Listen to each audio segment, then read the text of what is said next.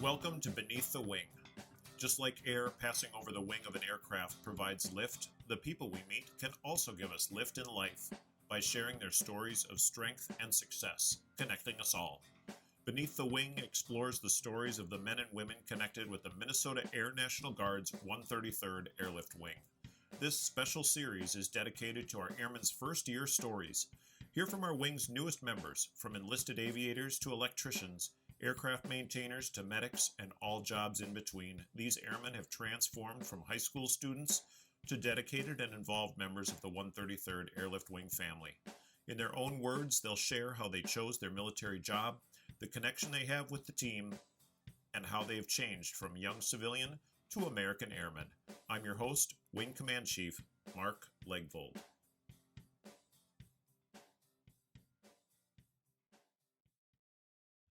Joining me today is Airman First Class Lily Valdivia. Lily is a Security Forces apprentice. She grew up in Maple Grove, Minnesota, and more importantly, she is employed as a police officer in Rogers, Minnesota. Welcome, Lily. Good evening, Chief. How are you? I'm doing great. It's fantastic to talk to you. You're way up north of the cities, and I'm way down south, and we're doing this through the miracle of the internet, so even old dogs like me can learn new tricks. Thanks for doing it. Absolutely. Yeah, so you grew up in Maple Grove. I know that for your 9th and 10th grade year, you attended the high school, but then you stopped going to the high school and started going to college right away. How does that work? Yeah, so for my 11th and 12th year of high school, I ended up enrolling in the post-secondary enrollment.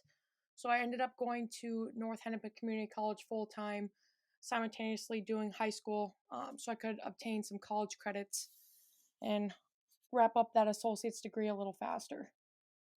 Nice. Did you finish your associates about the same time you finished high school? Almost. I didn't want to go for my liberal arts degree. I ended up wanting to get my associates in criminal justice. So it required a couple more credits. So I ended up having to do one more semester after high school, but not too far apart. Nice. Well, congratulations on finishing that up. You joined the Air National Guard in 2020. Were you done with high school then? Yeah, so I finished high school June 5th and then I listed June 10th. So pretty close together. Awesome. And then you hung out with us for a little while and didn't go to basic training until that winter, February of 2021, correct? Yep. Tell us what your experience was like coming to drill weekends, being done with high school, and showing up in civilian clothes waiting to go to basic training. What was that experience like for you? That was definitely a different experience for me. That was pretty much peak COVID, right when everything started to kick off. So I never really attended a drill prior to going to basic. I wasn't really in student flight at all. That wasn't happening um, really in person. So my drills looked a little different than what they do right now. I was doing the online stuff with my unit. So basic was pretty much the military aspect overall was a whole new experience for me, all fresh pretty much right when I left for basic. So you basically hopped on a plane in February, pretty cold, not necessarily knowing everything about the military structure. Uh, what did you do to prepare for the experience of basic military training? Yeah, I feel like my preparation was a little different than other people's. I didn't really know the people in my unit quite yet, not getting to know everybody in person. So, kind of asking family, friends who were prior service members, seeing what they did and how they prepared was definitely how I got ready mentally. But more importantly, I got ready physically as well, knowing that it would be a challenge ahead.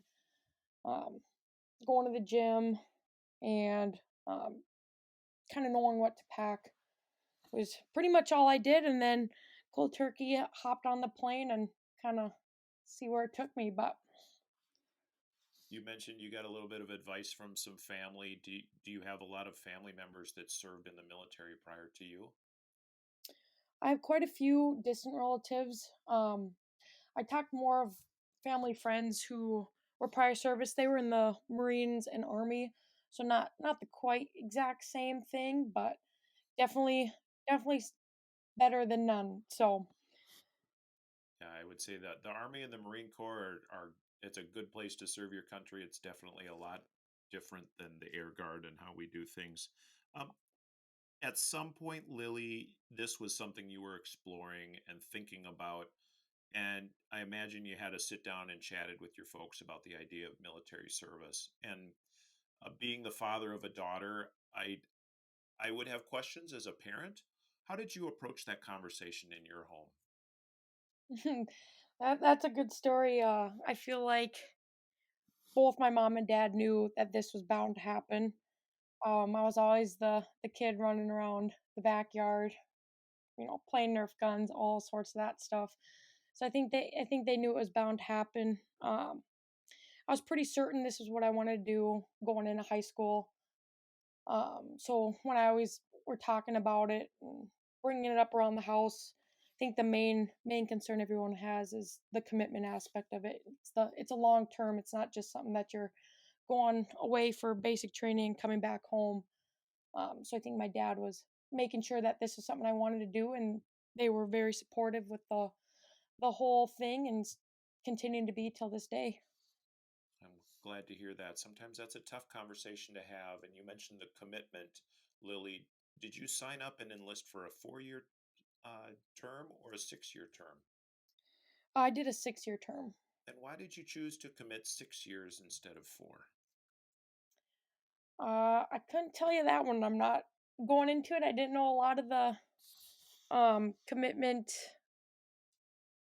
differences, I guess you'd call it. So talking with my recruiter, um, really relying on what he said to what the best option was for me. Yeah, they guided you through that process. We're definitely happy that you chose the 6 year, but there are other options for new airmen coming into the National Guard and the Air National Guard. You are a security forces apprentice, meaning you are learning the job of security forces in the Air National Guard and Air Force. What does that job do? Our main mission is going to be base security, and some law enforcement aspects as well. Still learning the job as a newer airman has been a great opportunity to be able to work flight on some drill weekends and getting those mess days in, which is something where you come back from your tech school and get to work full time out on base to kind of learn your job better. has has been an eye opener. It's given you a better idea of kind of what we do, whether that's patrolling the base as the more law enforcement side, or working up at the front gate, checking IDs, and um, more of your base security aspects of it. Did you choose that career field on purpose because you were interested in law enforcement? I did, I did. Um, you mentioned, or we mentioned earlier, that you are now a police officer in training at Rogers PD. Yes, I just started my field training there. What is field training like for a new police officer? It's basically where you're paired up with a experienced officer. They're called FTOs, where you're kind of like an apprentice through security forces. You're learning the job. You're going through different trainings um, to eventually be out on your own as a full fledged police officer, I guess you'd want to call it. Um, so you're basically a student with the police department for a couple months. When you were hired on with Rogers Police Department, Lily, did you let them know you're a part of the military? Assuming you were a part of the military before you got hired on with them. And how have they been in supporting you being gone on drill weekends and going for training? They did know I was a part of the military. I was a prior community service officer for that department. So they've been nothing but supportive. We have a strong military presence within the department as well. So a pretty good understanding of what we do and our commitments. But regardless, they've been nothing but supportive. And being in the military has definitely benefited me in this career field as well. What part of military service, Lily, you say benefited you? How so? Can you explain that? What did you learn? Yeah, so I chose security forces with the idea of wanting to go into law enforcement on the civilian side. Talking with my recruiter, doing research on my own, kind of getting a grasp of what the security forces job entailed through the trainings we do through both security and law enforcement. I thought would give me trainings that you couldn't necessarily get on the level that we do in the civilian side. So I wanted to be able to carry that my knowledge and training over to the civilian side, and I felt that it has really benefited me in the field training aspect of it, as well as trying to get hired on with a department. For sure. So many skills that you probably developed. That all started in February when you left, February of 2021, when you left for basic military training. You were thrown into a pretty foreign environment when you show up at Lackland Air Force Base in Texas. What were those first days and weeks like in basic training for you? Can you kind of talk us through that? Yeah, they were a little hectic for me. That was something I was a little nervous for going. Was for me it was my first time away from home. I went when I was still 18 years old, so it wasn't necessarily that I was nervous to have the basic training experience, but more so for me was, oh my gosh, this is my first time leaving. That was more my fear than the fear of actually being at basic training. So that was more of an adjustment for me than the actual experiences we were having there. But for the first couple days, it was definitely, it took some time to get settled in, and starting to build those relationships with your wingmen. It was different, but it was something I'll never forget. Yeah, I'm sure. Were you scared when you left? Anxious, excited? What were the emotions going down there? All of the above. I'd say the most thing was excited, but once you're there, they all start to settle in when you're overnight and everything, kind of thinking to yourself, it's like, wow, I'm actually here. The nerves start to settle in a little bit. Yeah, and Lily, you mentioned the relationships that you had with your wingmen, the people that were in your, we call it a flight, which is basically the big group you're going through basic training with. Those are folks from all over the United States and our territories, and even some foreign countries that come and join our military. Uh, what were those relationships like as they were just starting to grow? Did you make some close friends, or were they all pretty much just work acquaintances that you all slept in a big bay?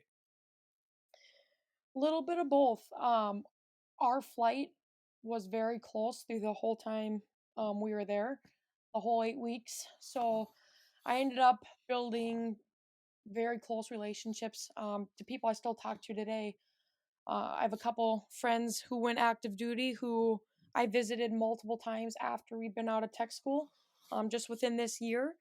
And even people at my unit that I'm currently at right now, I've even built relationships with that short period of time. It's something that you don't find really on the outside. It's definitely it's a different experience that a lot of people can't relate to. Yeah. Um, Moving through tech school, it's about a 6, 7 week time there in San Antonio. You basically finish your graduation ceremony in basic training, and you didn't have far to travel to go to your tech school, did you, Lily? I did not. It was a short bus ride. Short bus ride across the base at Lackland. So Yep. you got to stay on the same base, and you started your training in security forces. What was that experience like for you? Was it different than basic training, or similar, or completely, very much the same? It was pretty similar for me.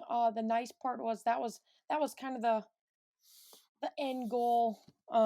You're kind of in the home stretch. Which was something was nice for me was the people that I made really close relationships with in basic training were the people who followed me to tech school. So that was nice. It took a lot of the nerves off. But going in for your first couple days of tech school, it started to set in as this is what you're here for. This is what you signed up for. Which was it was a good feeling. Yeah. What was the most fun thing that you remember about going through your tech school for security forces? Probably the field exercises we do, whether that was going through ITT or doing FOB exercises. Um, What's ITT and FOB? ITT was a very physical exercise we did. It's where you're kind of low crawling through a field. It's hard to explain, but it's a physical activity that you do with all your teammates. Um, Trying to get to an end goal, low crawling through a field where it's raining and doing all these mentally challenging things. And then five exercises where you're doing kind of like what we do at the base is base security, something that you don't know going into it, and it's one of those things that's thrown at you when you're there, something you can't really prepare for. So Yeah, they got something you. new and exciting. They got you to react to stuff you've never really had to experience once before in your life as a team, right? It just wasn't just you out there by yourself. Right. Yeah, it was definitely a team exercise and pretty much everything we did. Awesome. The challenges that go along with being in a big group going through a technical school. What was the most challenging part of your tech school training and experience? Probably getting everybody to work together. I didn't grow up playing sports. Team things were new to me, but it was something I came in with an open mind to, and then it helps you develop your leadership skills, which you carry throughout your time in the military and beyond. And it's something that you go through your ups and downs as a team, but eventually you'll get to that end goal. You know, Lily, I think about a 18-year-old just graduated from high school, younger person, and I think these folks are learning leadership skills, and it's purposeful, and you seem to have absorbed it. How does that military experience, especially going through security forces, make you a better leader of human beings? What have you learned?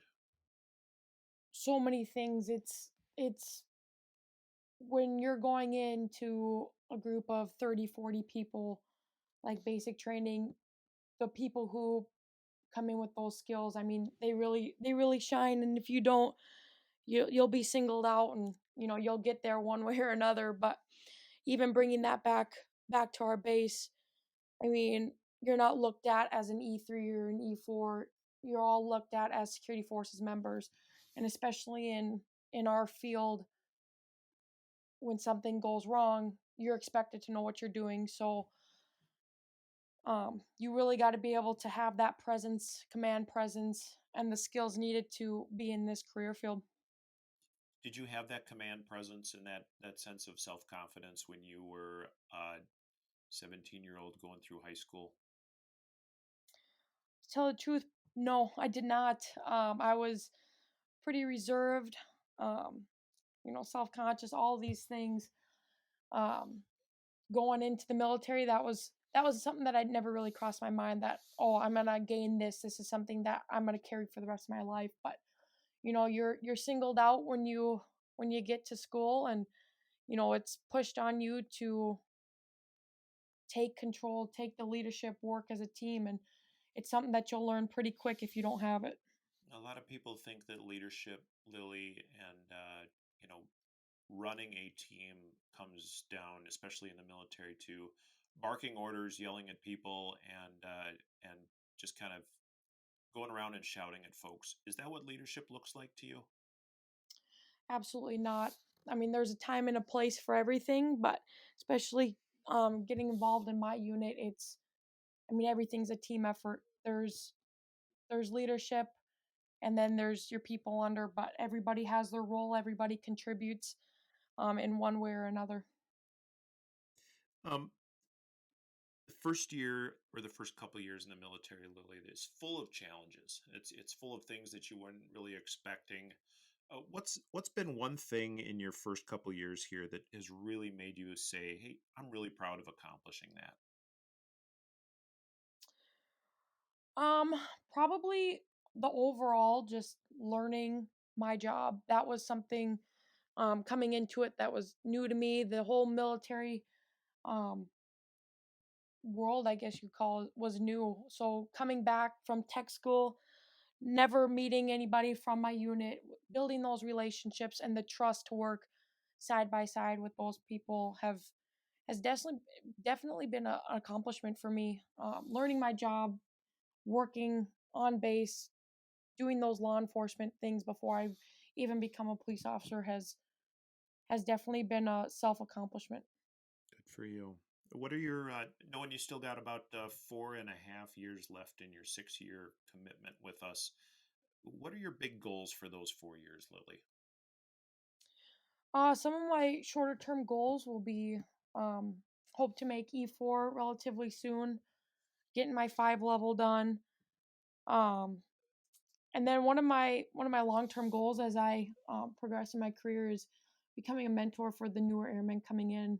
That's something I really valued from the people that did to me, and that's something I want to pass on as I progress further in my career. That I also did on the civilian side of it as well. Good for you. And just for folks that are wondering, make an E4, that is a rank, correct? Yes. So right now you're an airman first class. What's an E4? An E4 is going to be your senior airman. All right, and that's three stripes on your uniform and a lot more responsibility, right? Yes. Yeah.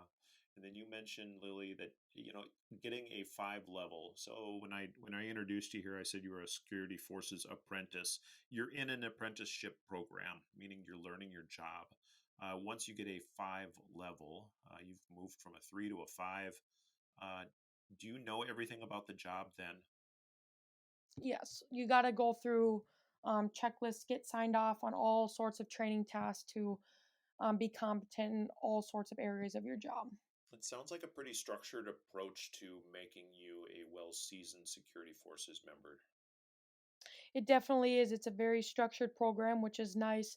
Make sure that you hit all the highlights of your job and going more in depth on things that you don't always think of, just to make sure you have those tools in the toolbox to be able to pull out when you need them.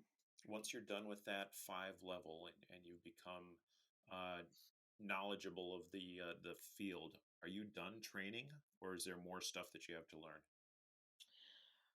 Training never really stops. That's something I really enjoy about our unit is we're constantly training. And then you're moving on to your 7 level and working towards your staff sergeants and constantly progressing. Absolutely. Uh, you're right. One of the things that I have learned, having served over 30 years, Lily, is I'm still learning things about the jobs that I've been having the opportunity to do. So, do you consider yourself someone that is, intellectually curious and always wanting to learn? Yeah, I'm a busy bee for sure. I like to know the ins and outs of what we do and constantly trying to pick other people's brains to see what else I can learn.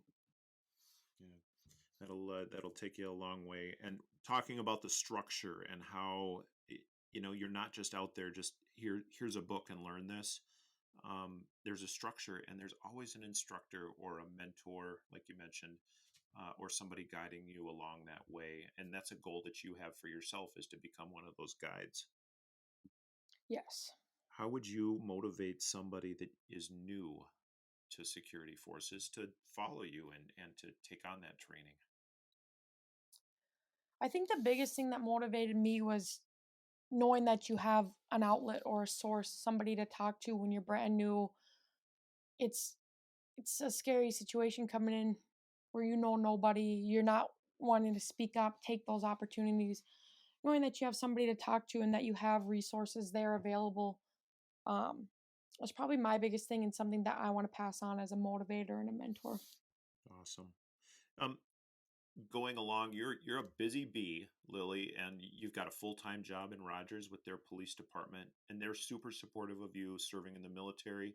You've got your military career where 1 week in a month, or some weeks out of the year to train, uh, you put on a different uniform and you come out with us and wear camouflage. Where have you traveled since joining our unit here in Minneapolis and St. Paul? um Not a lot yet. Hopefully, in the near future, that will change. Being with the unit for such a short period of time, we've done a trip to Camp Ripley. We've done our yearly 2 weeks in the summer training.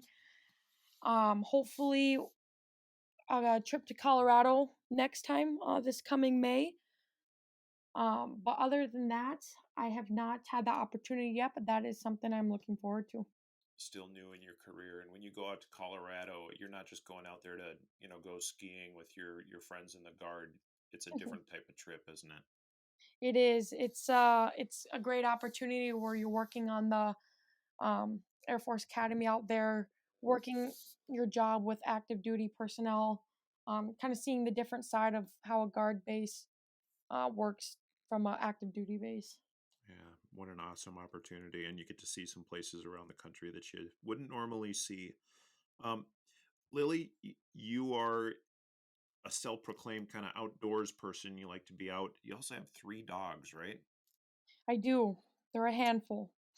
I, I can imagine. How do you balance a full-time job, a part-time job in the Air National Guard, and then making sure you have enough time for yourself? Do you feel like you keep all that in balance?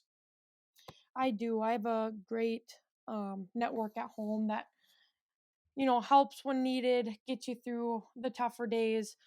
Um, and then just being able, like you said, have time for yourself is probably the biggest thing. Being able to take the time, do what you enjoy on your off time, making sure that you're spending time with your important people in your life while still being able to balance your professional careers. Yeah, that's good advice and keeping things in balance. It always does take kind of a village. You had that initial conversation with your folks about joining the military, and for so many people younger than you, Lily, that's one of those things. Is I'm going to go on this big adventure. I'm going to do something bigger than myself. I'm going to go serve the country. But having that conversation with the people that care about us and worry about our safety all through our young lives, that's tough. How are your parents with your service now? Have they learned also about what make you tick? Have they seen a change in you? I think so. I think they've definitely noticed the um, discipline that it is instills in you, being able to manage all sorts of different things from your civilian life to your military life, being able to keep everything in balance as well as being able to still take care of yourself. I think they've definitely noticed the me growing up as a person and becoming a little more responsible. Yeah. Lily, are you obviously you're going to plan on sticking around with the Air National Guard? Are you planning on making this a career? I don't know yet. Everything is kind of up in the air for me. I definitely love it. Um, I don't see a reason not to. And the great thing is you get to make that choice here in about 4 short years, right? Yep. Absolutely. And no matter what, the fact that you've chosen to serve and taken that big step, you get to take away a lot of good life lessons. But on top of that, uh, we've gotten a chance to grow and learn from a good person like you that chose to serve. Is this something that you would recommend for other people? And what would you recommend as the big highlight of military service, Lily? Absolutely, it is something that I'd recommend. But of course, it falls back on that person to really take a look in the mirror and see if that's right for them. But I'm one of those people who it would be a good resource to send you in the right direction, connect you to the right people to get you on the right track, get the ball rolling. One of the biggest highlights for me is being able to still have a life on the outside, still being able to do things that me was the biggest thing was being joining the guard versus active duty is being able to still have your life on the outside was the big highlight for me, and I think that's a great benefit that the guard offers. Fantastic. I've been speaking with Airman First Class Lily Valdivia, and she is a member of the 133rd Airlift Wing's Security Forces Squadron, where she provides security and law enforcement capabilities on the base. And she's also a apprentice Rogers police officer. Did I get that right, Lily? Yes. Okay, great. Lily, thanks so much for joining me on Beneath the Wing and sharing your first year stories. Thank you, Chief, for having me. Absolutely.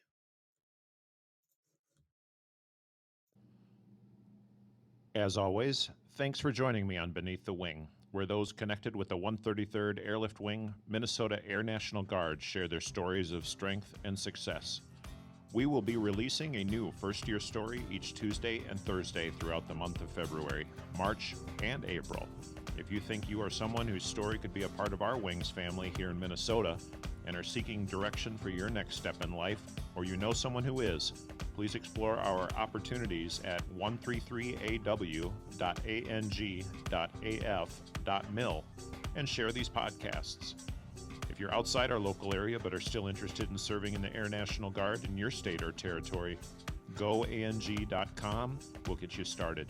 That's goang.com. As always, I'd like to thank our Public Affairs section, especially Amy Lovegren, for her post-production and release work. I've been your host, Wing Command Chief Master Sergeant Mark Legvold.